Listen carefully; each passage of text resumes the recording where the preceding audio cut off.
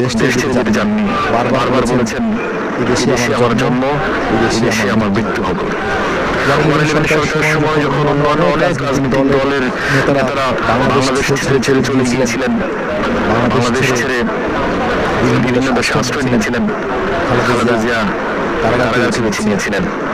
তিনি যাননি, তিনি দেশের মাটির সাথে ছিলেন, দেশের মানুষের সাথে ছিলেন। তার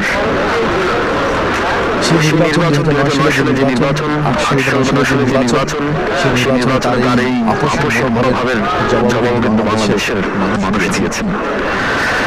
সেই নির্বাচনে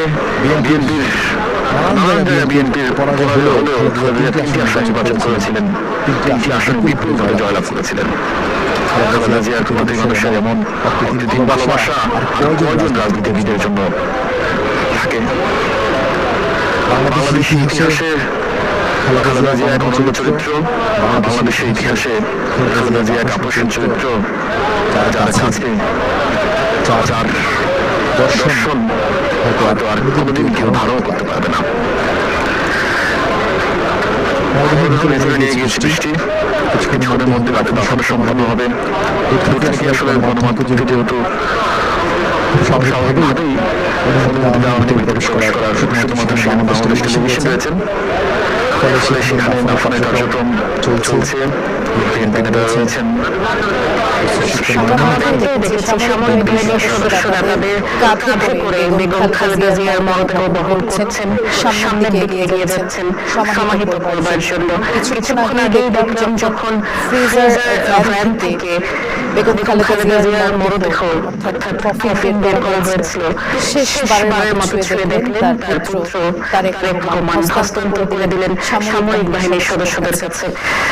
খালেদা জিয়ার কফিন জিয়াদের এই শিশুর সামনে থেকে রিসিভ করে ভেতরের দিকে নিয়ে আসে সশস্ত্র বাহিনীর সদস্যরা সুশৃঙ্খলভাবে দাঁড়িয়ে পূর্ণ মর্যাদায়, যাকে বলে রাষ্ট্রীয় মর্যাদায়, ধীরে ধীরে কফিন বহন করে সামনের দিকে এগিয়ে যাচ্ছেন সামরিক বাহিনীর সদস্যরা।